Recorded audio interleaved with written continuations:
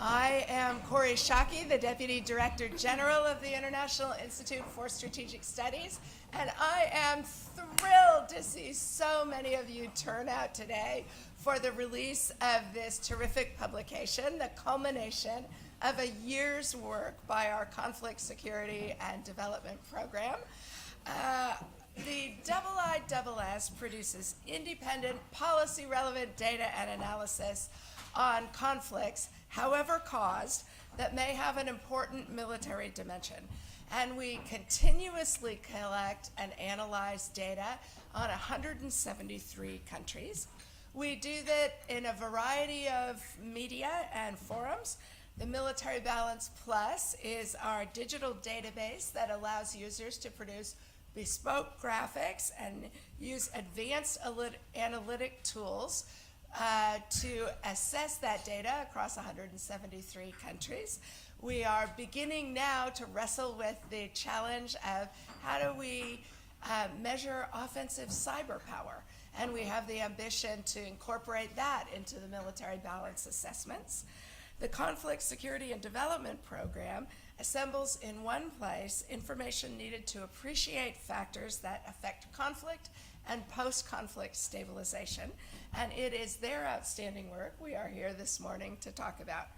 The Armed Conflict Database is, we are refining and further developing into, well, we're going to talk about that at length. We are aspiring to produce data across the entire spectrum of conflict. And the Armed Conflict Database, we are, as part of our 60th anniversary research and development appeal, are instrumentalizing in new and different ways and thinking our way through that particular problem. What we are talking about specifically this morning is the Armed Conflict Survey, which assesses 33 conflicts across 6 different regions of the world. It looks at key developments and in particularly the military implications of the driving dynamics of these different conflicts. We have started transforming both the structure and the format of the book this year. So we would love to hear your feedback on what works for you, what doesn't work for you. This year we are looking at the detailed information about parties to the conflict, non-state actors, and the conflict, and deriving from that information conflict-specific maps. We are aspiring to make this reader-friendly and to make the visuals ways that invite readers into a better understanding of the dynamics of the specific conflicts. This year's book has 70 different full-color maps, tables, and infographics, and we have gathered here this morning 2 of the stellar team of senior analysts of this organization, Virginia Camoli, who runs the Conflict, Security, and Development Program, and Francesca Grandi, who is the editor of the Armed Conflict Survey. And so we are going to have a conversation about this year's book and invite you into that conversation this morning. I want to start by asking both of you to identify what you think the big trend is in armed conflict. Are they increasing in number and severity, decreasing? What's staying the same? Virginia, let's start with you. Yes, thank you very much, Corey. And it's such a pleasure to finally have reached launch day. So much work, as you said, has gone into this year book, and I'm very pleased that many of the contributors are actually here with us in the room. So it's a chance for you all to meet them. I will introduce them later, and also there's a chance for us to thank them for their very hard work. You ask a very interesting question, because is the conflict increasing, decreasing? You know, it really depends on the way we measure it. If we just look at numbers, so if we take last year's edition of the Armed Conflict Survey, we did have 36 conflicts. If you look at this year's edition, we only have 33. So you might be wondering, is the world becoming more peaceful? Well, it depends on the methodology that you are applying. We are constantly reviewing our approach because conflict is constantly evolving and changing, and we need to keep abreast with those changes. And so in this year's review of what's happening around the world, we looked in more details at those dynamics, and we decided, for instance, in the case of Colombia, to actually combine the conflicts that we have, and instead of having the ELN as a separate conflict and the BACRIM, so the criminal bands as also an independent conflict, we realized that actually, although the ELN conflict has started from an ideological point of view, has over time evolved to become almost exclusively criminally driven conflict, which merits to be included in the broader criminal conflict that we look at in Colombia. By analyzing the conflicts over last year, we learned that there were three major trends that we could extrapolate from the conflict reports that we produced. And so the first that we observed is that local dynamics are very much affected by global trends, like climate change, for example, but also by transnational networks and interventions. The second trend that we observe is that civilians have been victimized. Of course, as we know, in contemporary conflicts, civilians take the brunt of the violence in armed conflict, but the ways they've been victimized, we have observed, are sort of expanding. So we have observed record level of displacement across the globe, especially in the Middle East and in Africa. And the third trend that we observed is what Virginia was referring to, which is that criminal organizations are becoming more and more prominent in conflicts today, but also the criminal motivation and drivers of organizations that didn't necessarily started out as criminal are also increasing. Excellent. My favorite part of the book is the specific country chapters. Mm-hmm. And so I want to ask you, in particular, give us an example from one of those that shows how the assessments explain the dynamics of conflict in the country. Absolutely. Actually, I can do that by showing you a picture. So this is one of the maps that we included in each conflict in the book has a map, because we believe that actually giving a map gives a mental map to the reader on what the drivers are. And this is Colombia, of course, as you can tell. And what we are portraying here is that the drug trade and the drug production is a major driver of the conflict. And so we put it on a map to match the areas where most violence happen, but also the area where most coca is produced. And of course, there is an overlap between the two. Mm-hmm. And talk about how the different dynamics, the major trends, carry across different cases. Are there others that you think are particularly resonant in? The global trends, absolutely. So climate change is certainly one that we recognize as being extremely important, because it has not direct effects across the globe, but indirect effects in exacerbating conflicts. But it does that in many different ways. So for example, in Afghanistan, there was one of the biggest droughts in history last year, and that of course threatened livelihood and crops, and so creates the potential for food insecurity, but also a people movement, because migration is a coping mechanism for scarcity of livelihoods. But then in sub-Saharan Africa, we see more desertification, and which leads to more competition over water resources, for example, and then feeds into underlying tensions between pastoralists and farmers who compete for the control of the land and grazing and crop land. So Virginia, criminal activity fueling and feeding conflict is an area of your research. Can I ask you to talk a little bit more about that and what you see in the emerging from the country chapters that the conflict chapters that this year's book explores?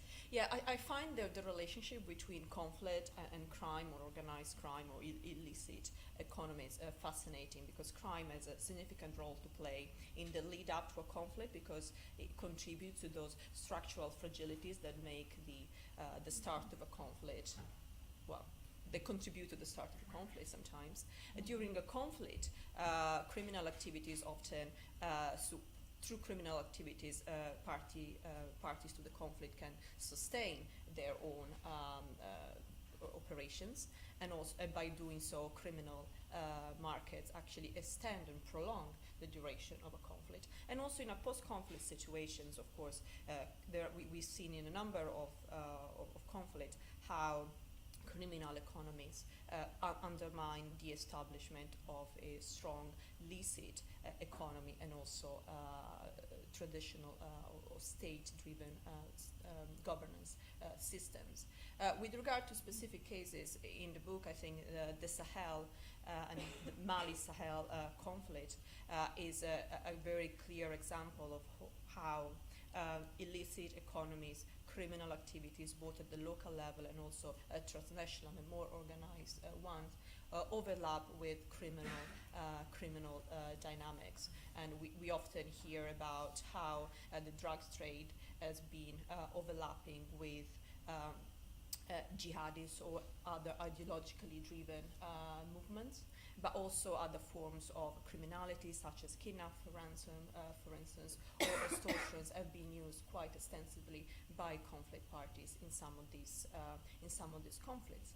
And that also raises, among other issues, raises some very interesting questions for the researchers. So what lens should be used to analyze these conflicts? So are we looking at conflicts through a political lens, or are we looking at conflicts to an economic, criminal lens? And oftentimes we realize that we need to use both, and that's quite challenging in itself. But also this poses challenges for those who have to come up with responses to those challenges. For instance, are we using a counterinsurgency approach? Are we using a counter-narcotics approach? Or perhaps we should use a public health approach in some cases, for instance, when drug trade also turns into increased levels of drug consumptions in some of these conflict regions that are affected by this form of criminality. Excellent. Another very good example is the Central African Republic, because the conflict, which started in 2013, started out as a conflict very much based. Sorry, it's almost impossible to hear at the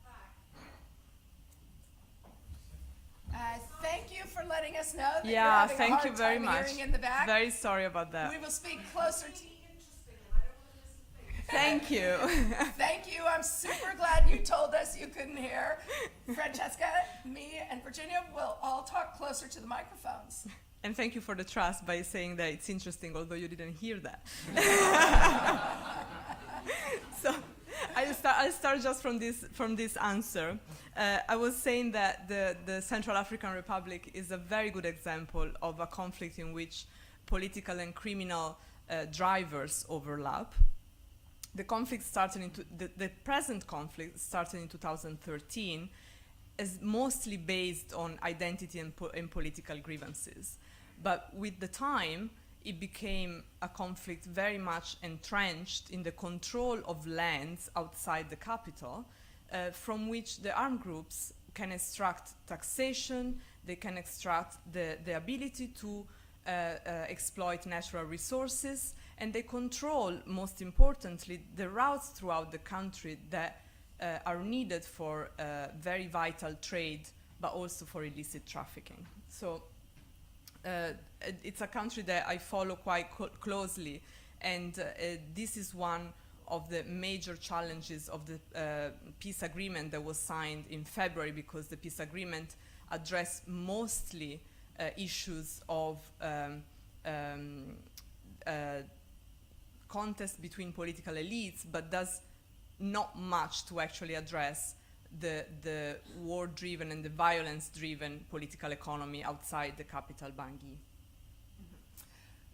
Virginia, since you run the program writ large, can you say a little bit about what, looking across these 33 conflicts, what you think the most important elements for stabilization are? What are the dynamics that produce stabilization that would make a case like the Central African Republic, where there is a peace agreement, but that agreement doesn't encompass all elements of localized conflicts? What are the big geopolitical factors you see that create stabilization or that enable stabilization? Yeah. Well, I think that the stabilization toolkit needs to be very wide and broad, because as I in a way touched upon when I was talking about responses to these conflicts that are highly criminalized, you need the security, defense responses, but also you need to invest in local illicit economies, so that people they divert their attention efforts away from illicit economies. You also need development and aid, and for instance, more investments in education, to mention one thing that I'm very passionate about, and we've seen especially across Africa how, and not only in Africa, but especially in Africa, and how these conflicts had an impact on kids' ability to go to school, because it's no longer safe to do so. Just recently, I was reading about developments in Burkina Faso. Some of those developments are included in our coverage of the Mali-Sahel conflict, but we are actually assessing whether the situation merits its own conflict. And one of the interesting statistics that I came across is that thousands and thousands of kids have been unable, because of the conflict, to go to school for several months. And in a country where just over 50% of kids complete primary education, you can immediately see how this kind of situation will have an impact on the social capital of countries that are already very much fragile. So just to summarize, I think the combination of security, defense, and diplomatic efforts with more on-the-ground interventions that actually strengthen the overall infrastructure of a country and make possible for civilians to actually build a future beyond conflict and fragility. And here, for example, we can also see the impact of more global trends. For example, if we go back to the idea of climate change impacting how arable lands are retrenching, many post-conflict peace-building programs rely on creating jobs in the agricultural sector, but rural society end up being much more fragile to the desertification process, for example, because these jobs actually might not exist anymore, even though we are trying to figure out projects to actually create them. And if I also can add on this, and also we are talking about, I would encourage people to talk about responses at different levels, which should run in parallel. One of the things that we highlight in this year... Say more about what you mean about responses at different levels. Yes, because one of the things that we highlight in this year Armed Conflict Survey is the expansion of conflict into cities, something that our colleague Antonio Sampaio has been leading on. And it is apparent that because of the peculiarity of cities and large urban centers in fragile and conflict affected regions, there is an argument to be made in terms of developing responses at the municipal, at the local level, that run in parallel with nationwide responses, and so in a way kind of devolving more power to mayors of some cities, mega cities in particular around the world, to actually tackle those peculiar security challenges that they face. So one of the policy challenges associated with armed conflicts is that it's very difficult to get policymakers to pay attention and the early stages where preventative involvement can be most cost-effective and most useful. And one of the things I really like about this year's book is that you, in the design of it and the execution of it, you have tried to emphasize the accessibility of the information. And I think that has an important consequence, which is if we can make the temptation by busy policymakers with lots of demands on them is to say, this is too complicated. Come back when there's something I can do or have to do about it. How are you restructuring the database and the book to make the information more accessible? Absolutely, thank you for that. Yes, that's something we really thought hard and long about, because we wanted a book that works as a reference in which it's easy to find the information, and it's also easy to connect the information to more general conceptual points that can explain conflict. And so we decided to have the same template for each conflict report, which is a fairly easy one. There is a background that highlights the historical roots of the conflict, and then we give a snapshot of the year prior, because given the format of the publication, we do analyze conflict year by year. And then we focus on the conflict parties. And in many conflicts that we analyze here, the conflict parties are non-state armed groups. And so we go through their structure, their motivations, their strategies, their leadership, to give a better sense of how these entities operate, which is of course very different than a regular military. And so those differences are very important to highlight, because then we should expect very different behavior and incentives. And then we have a part that discusses the political and military development of the year prior. And then we discuss what how the conflict has had an effect on the country as a whole, or the people who are involved. So we are looking at the humanitarian consequences, we are looking at the economic consequences of the conflict, and then we end with a perspective on what we think are the things that we should keep an eye on going forward, both in the short term and in the medium term.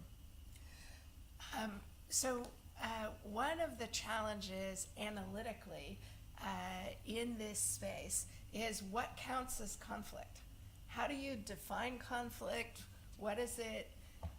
How do you get your hands around what is a very obtuse concept for many, and how do you create the boundaries of it? What's the definition? How do you apply it? You created it. Well, I was involved with a team of colleagues in a rather long and very rigorous process over the past couple of years that led to the definition that we have today, according to which a conflict in the Armed Conflict Database and Armed Conflict Survey is an armed contestation between two or more actors, being state or non-state, that are organized and they make purposive use of violence in a sustained way. And so oftentimes we are asked, well, why don't you include Venezuela? Why don't you include another, there are different situations that are happening in the world that are crises, and they make headlines. But we always have to go back to our definition, because it's very important for us to take the most rigorous approach possible and only include conflicts that actually meet all these different requirements. So why doesn't Venezuela meet? Yeah. Which of those criteria does Venezuela not get to? Yes. One of a very important criteria has to do with organization of the conflict parties. And we assess that the civilian groups that are at the receiving end of government repression are not sufficiently organized to actually meet our criteria. However, we are not totally oblivious to what is happening in Venezuela. One, because we keep on monitoring the situation as it evolves, because every year we add or remove conflicts, because it's a very fluid process as developments occur, but we are also because we are mindful of the humanitarian repercussions of the crisis in Venezuela and the outflow of refugees that from Venezuela seek safety in Colombia. Excellent. So one of the big improvements in the book this year is in the visualization of the complex data that it's accruing and assessing. And for those of you who listen to our IISS podcast, Sound Strategic, the one question I always ask everybody is, what is your favorite data visualization? And so I would like you, Francesca, to give us a couple, maybe one or two examples of what you think the interesting data visualizations in the book are. Of course, and I will do that by first mentioning John Buck, who is sitting here in the first row, who is the master of our data visualization. Yay, John!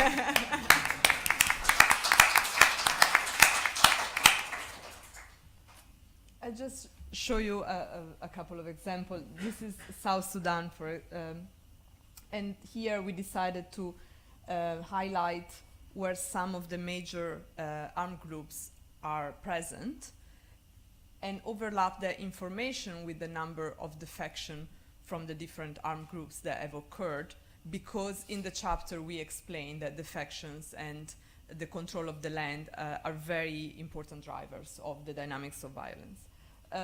We also have tables. For example, this is Afghanistan and the relative growth of commandos versus the regular forces. We have infographics of this kind which summarize the campaign for presidential elections in Egypt by listing the candidates and their background and how the election, what the result of the elections were. This is a fantastic infographic that Umberto, who I think is here in the, there he is, Umberto Profazio did. Well done. So this is a very strong attempt, I would say, a very good one, to map the relationship between actors in Libya, which is notoriously a very different conflict in which to understand who is allied to whom and who is opposing whom. And just to finish, an even more complicated graph to show the very different actors active in Yemen and how they are opposed or allied or simply competing. Excellent. Before we open up to questions, Virginia, do you want to introduce the contributors who are with us to help people target for future expertise? Absolutely. As I said earlier, this has been a huge team effort. We've listed many of the people that have contributed to the book. And I'm also very pleased that in the first couple of rows, we have a number of colleagues from the Conflict Security and Development Program and others that have contributed, but also will be able to answer any specific questions you will have. So if you're interested in Sub-Saharan Africa, Andrew Chi, Eleanor Beaver, Flor Berger, and Nina Pauls will be your people. Middle East, of course, Emilio Kayem, Dia Muzin, and Zainab Olyabek. Latin America, Antonio Sampaio. South Asia, Antoine Levesque, Viraj Solanki, and Nick Crawford. And Europe and former Soviet Union, Nick Redman. And also we have colleagues from our defense team, Ben Barry, James Hackett, Maya Novens. I know also Lucy Berosidro is also in the room, and some others.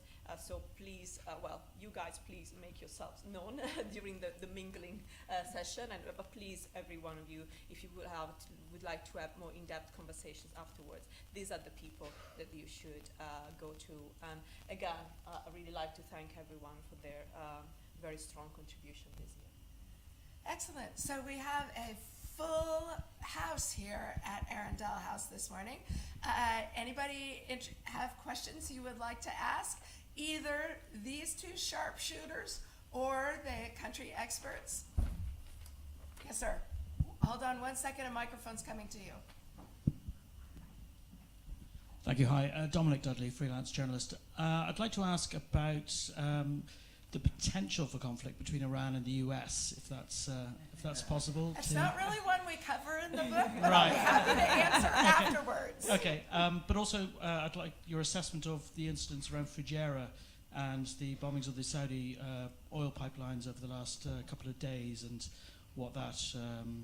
how that fits in with conflict in the Middle East, and what you think might have happened and what might happen next. Emil, you ready to handle the Yemen conflict?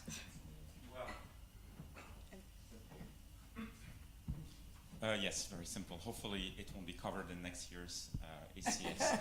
Very good Yeah, point. Any our other goal Yes. is to have 0 Yes. chapters in this book. Yes. That's where we are headed.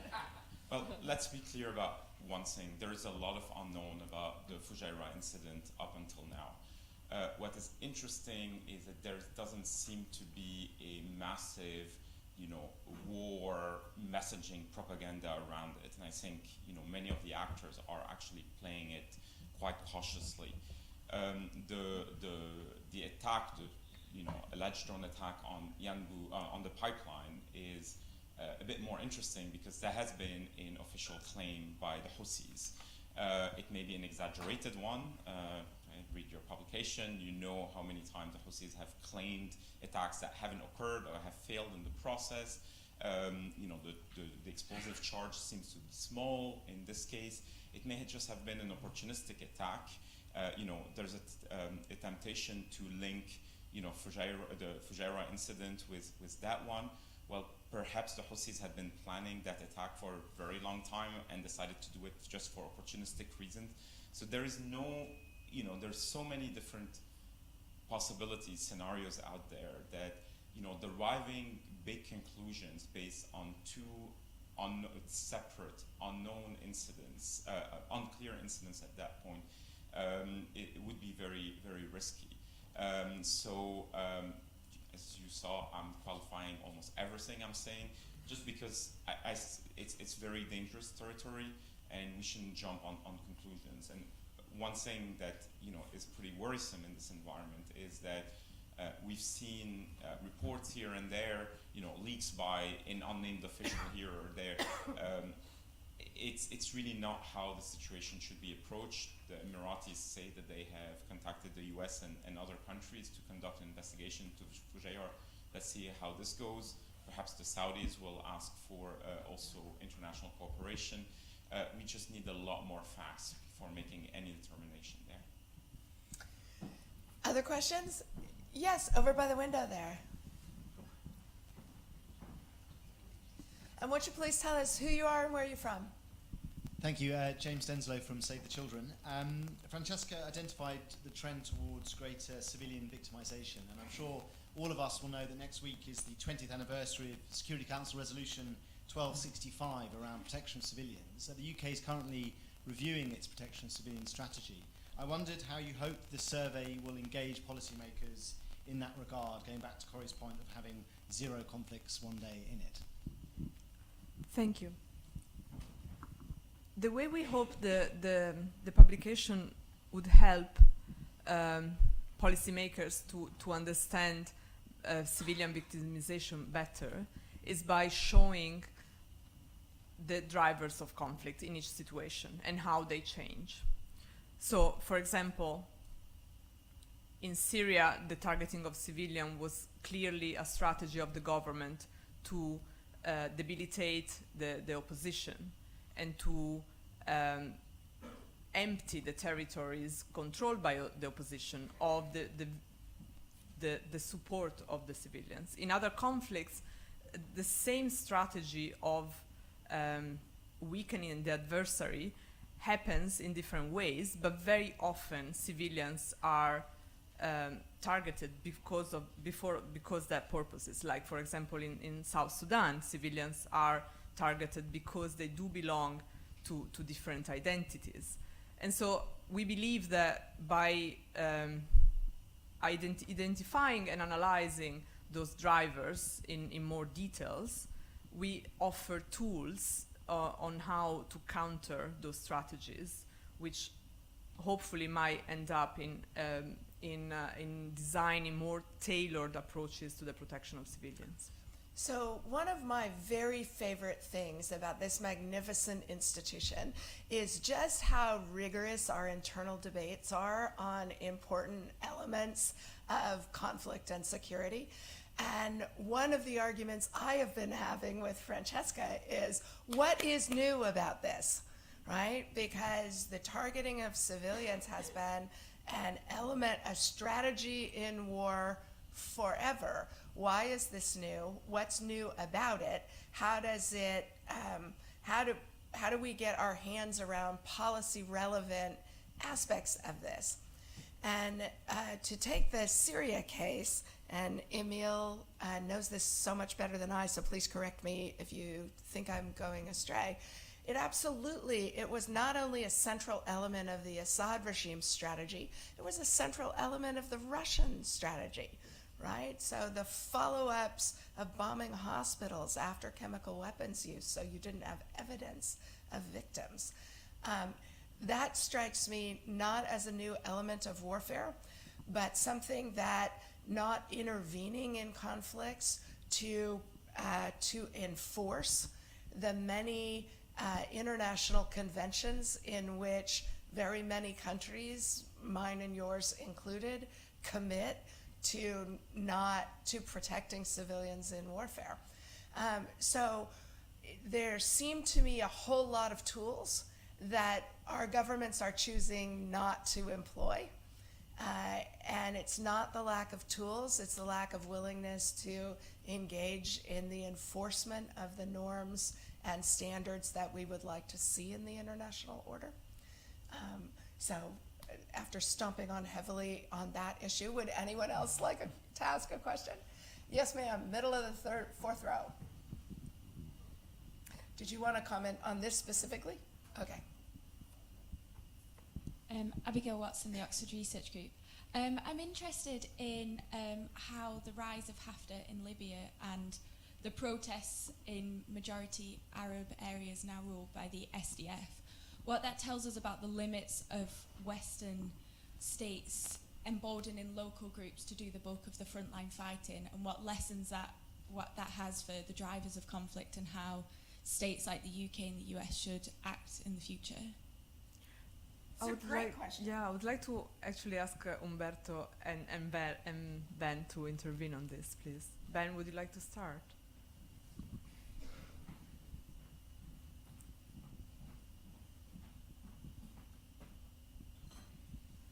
There are those in the UK and Introduce yourself, please, Sorry, I'm Ben. Ben Barry. I'm the Senior Fellow for Land Warfare in the Defence and Military Analysis team. There are those in the United States and UK who are rather pleased after the problematic outcomes of Iraq and Afghanistan in their current approach of by, through and with, working through military advisors and special forces. Well, Libya exposes the limitations of this, and the problems in the sector of Syria that's occupied by the SDF exposes that there's limitations on doing this if it's not in conjunction with a realistic and sensible political strategy. I'd also say that the coverage of Afghanistan in the Armed Conflict Survey makes it clear that the US-led approach to buy through with since 2014 has only partially succeeded, which is one of the reasons for the very difficult situation the Afghan government forces find themselves in. There is, however, a different perspective, which is from the dark side, which is both Russia and Iran would argue that in Syria, their approach to buy through and with, which is distinguished by being much more ruthless, has succeeded, which rather links to the point Corey made earlier. Umberto is sitting over there.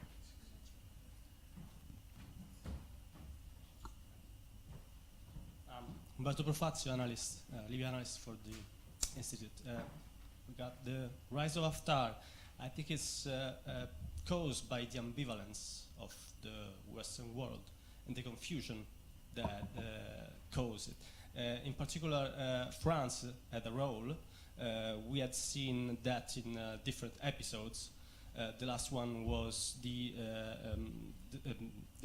security guards that have been stopped at the Tunisian border with Libya a few weeks ago, and they were accused of supporting the LNSA offensive on Tripoli in the recent weeks.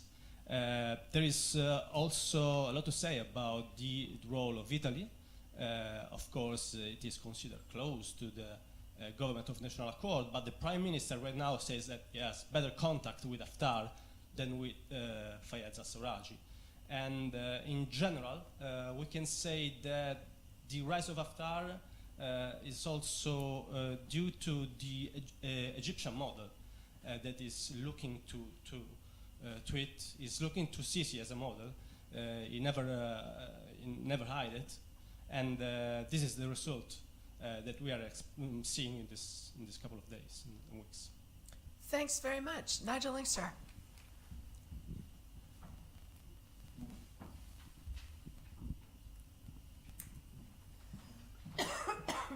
Thanks very much. Nigel Inkster, Senior Advisor at IISS and actually the editor of the first ever edition of this publication. I'm delighted to see how much things have improved since my day, and they really have. You know.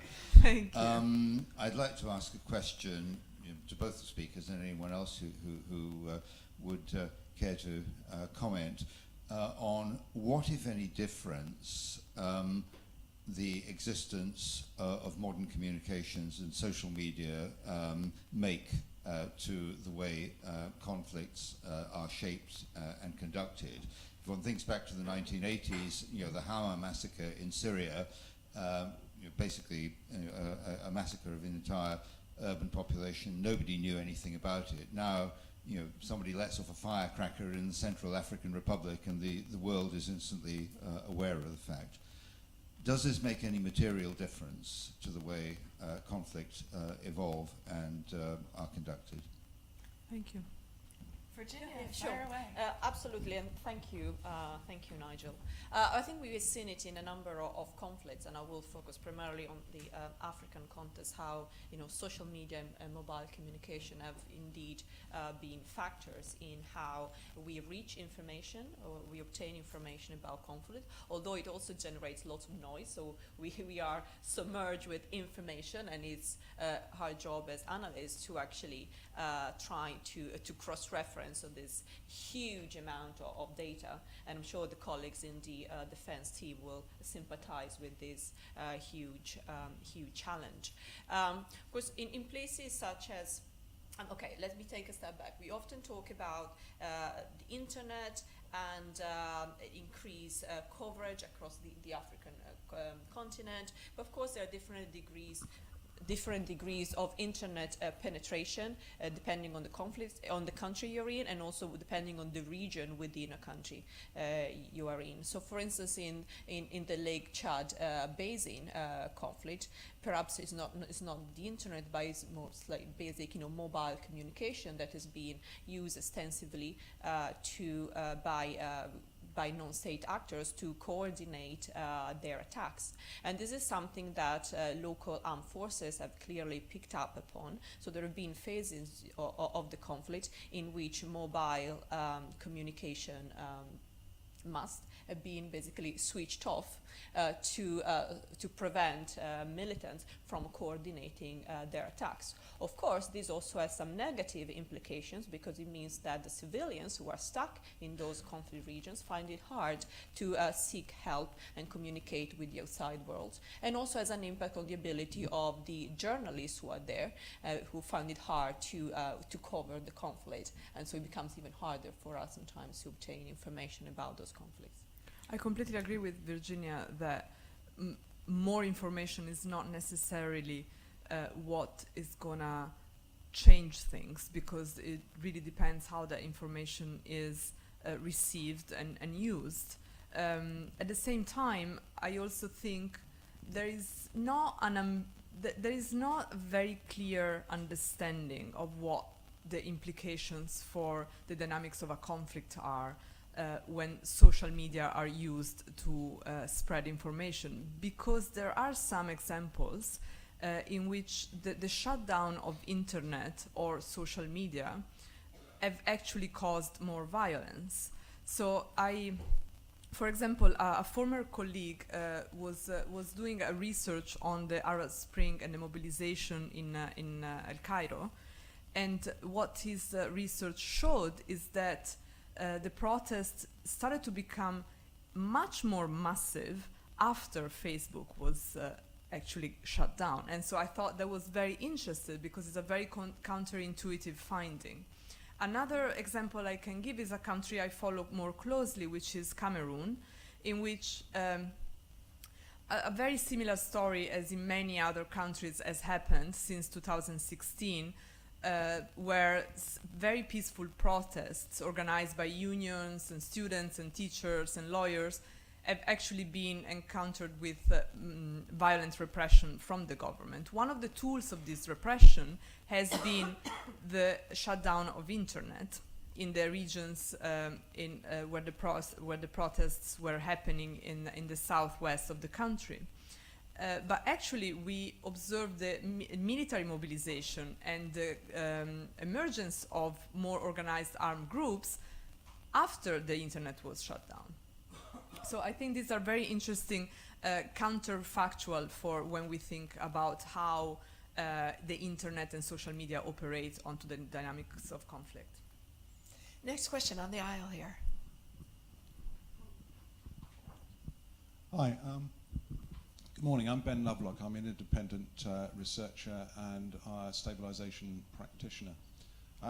Thank you for the hors d'oeuvre on the book. Sounds fascinating. You covered stabilization in some context and the essential need for security, but security is a bit of a holy grail. We've just been talking, Ben was responding on the difficulties of by, with and through in the absence of a political strategy.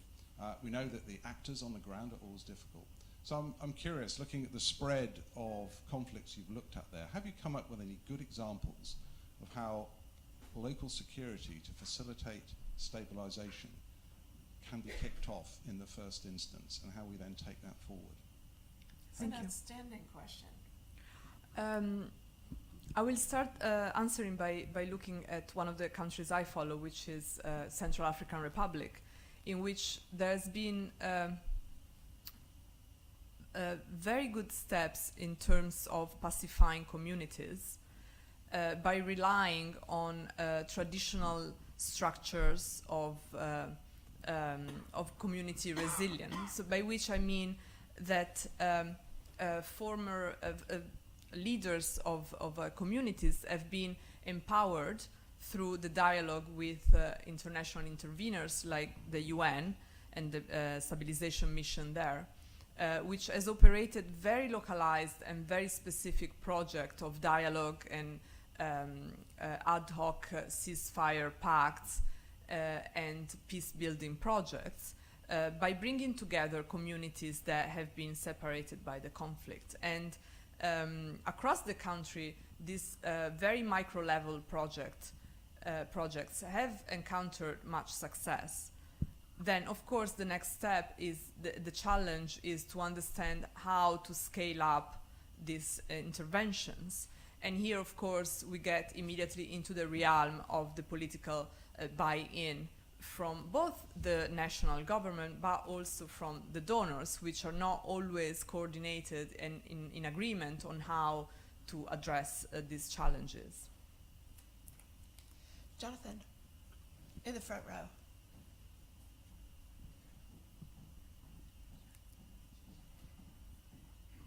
Yeah, this is a question. Jonathan Paris, security analyst. This question is much to Corey as to the two of you. I notice a lot of depth in Africa. When I was working for the Pentagon on the future of China and Africa, I kind of discovered Africa, but I also discovered the nexus of Africa to the Middle East, and that is in the Red Sea. You look at Yemen, it's not just Yemen, but the Bab el-Mandeb actually borders Djibouti as well. So my question is, how do you get the specialists, that you have all these wonderful specialists, say who know Cameroon or Ethiopia, to also understand the implications of the Middle East conflict? If Iran were to get influence in Sudan, what would happen to the Red Sea? Could there be a war? So you could see new conflicts coming from the kind of merger of regional specialization. What do you do to encourage education of African specialists about the Middle East and vice versa? So, two things before I hand it over to Virginia and Francesca. First, you didn't discover Africa. It existed before you started.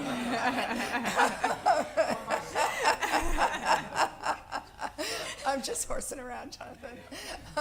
The second thing is, one of my favorite things about the International Institute for Strategic Studies is that we have country specialists, regional specialists, functional specialists, and we cross-pollinate our work so that we learn from each other.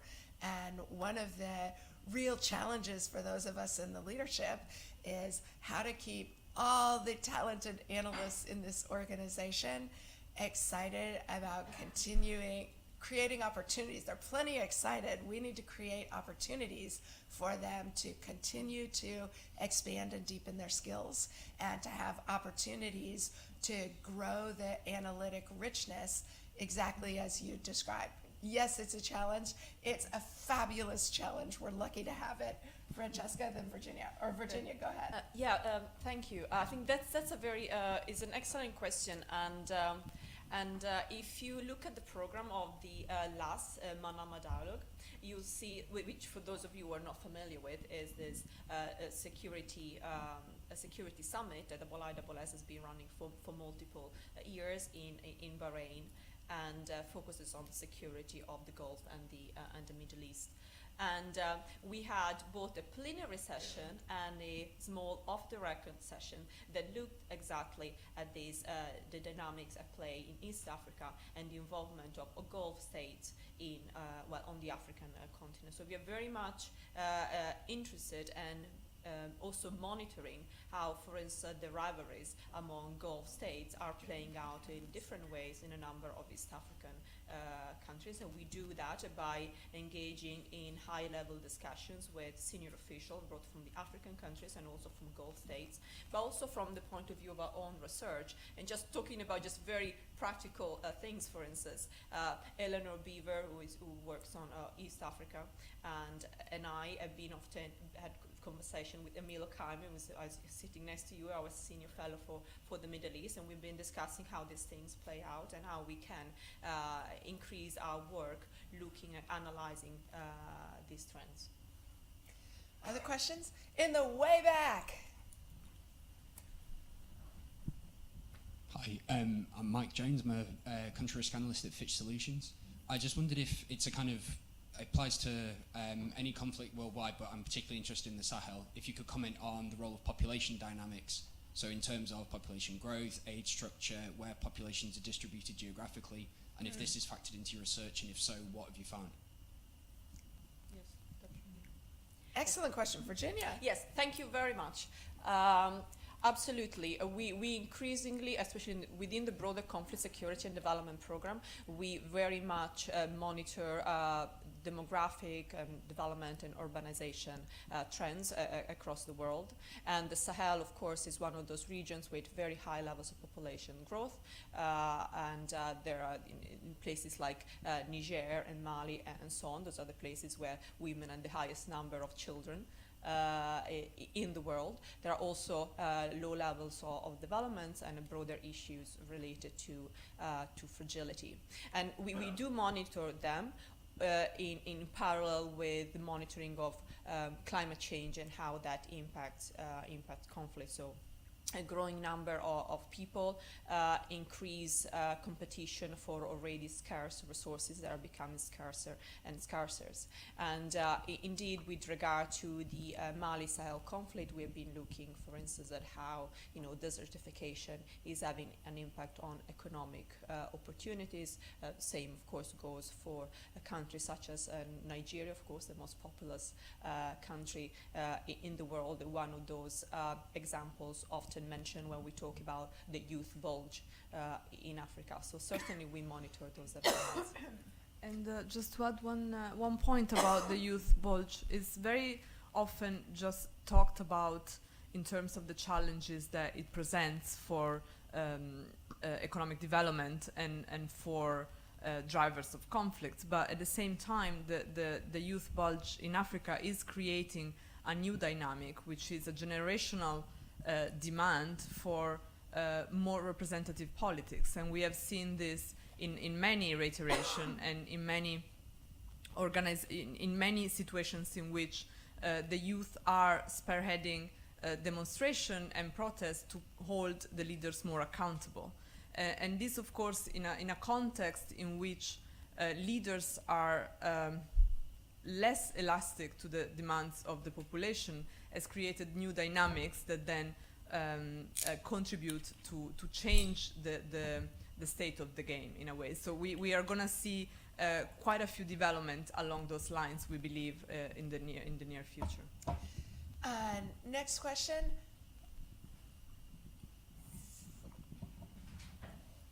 So what I'm going to do, I see 3 hands, and we have less than 10 minutes. So I'm going to take 1, 2, 3 questions, and then we will answer them in a slate.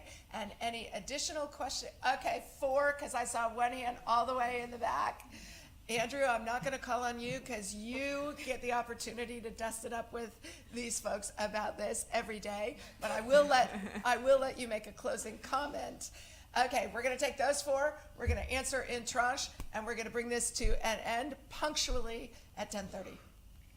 Hi, thank you very much. I'm Hayley Davidson from Crisis Action. You talked a lot about illicit financial flows and criminality and how that's driving conflict. Do you have recommendations for what the international community should be doing more of to try and tackle that? And also, is there a role for the private sector, particularly looking at the international banking community and what they could be doing to crack down on that? That's an outstanding question. There you go, George, thanks. Tim Dowse, member of the Institute, formerly with the Foreign Office. I wanted to ask about, come back to policy relevance, and on the basis that conflict prevention is usually easier and cheaper than conflict resolution. I understand your definitional points about what qualifies as an armed conflict and what doesn't, but I wonder if, have you thought that your analysis of factors and drivers of conflict should enable you to perhaps have an early warning chapter in this document to say, here is a place that doesn't meet our qualification as a conflict at the moment, but all the factors, the drivers are there, and on current trends, there's a high chance it will be in next year's publication. What an excellent suggestion. 3rd question, yellow top up here up front, and then the last one in the back. Thank you so much. My question, to tag on to the previous comment on migration, is particularly on your views on the changing role of the military, especially when we're talking about mass migration. So other than just normal kind of military rule of law enforcement stuff, do you see their involvement in any of the kind of softer activities such as reconstruction, development, because of course we can't have one without the other? Thank you. Excellent. Last question, all the way in the back. Sheila Stewart from the British Council. I just want to put together 2 points that were made. First of all, the point about we have the tools and we're not using them. And second, the point that's just been made about the youth bulge and the fact that it's generating a new dynamic. And we work a lot with young people, and what we see consistently is that this version of contentious politics is creating a new dynamic, but it's a conflictual dynamic, because one of the things that happens is that governments where there are conflictual politics are getting support from the international community to beef up their ability to use coercion to manage national security threats. And I think, yes, it could create a new positive dynamic, but if we don't shift the way we use these tools, it could create a negative dynamic where contentious politics, which are not abnormal or necessarily unhealthy, become conflictual because they're met with a very hard response. Excellent point. Andrew, you don't get to ask a question, but if you have a point you want to make, now's the time to do it. Just quickly to add to this discussion, one of the things I would definitely say from the Horn of Africa, in particular East and also Central, what we're seeing emerging is also the recruitment of, or what I would say, the recruitment of more localized groups as well. So what you tend to find is that you have the traditional insurgency groups who are larger in function, be able to have heavy weapons, but what we are seeing is their ability to actually recruit localized youth and mobilize them really quickly, most times in the case of a week, to join rebel groups for attacks, for sort of counterinsurgency campaigns, and then quickly go back into communities as well. And I think that's one of the growing trends that we see in the analysis for this year. Okay, Francesca. Thank you. I'll start with the early warning system question.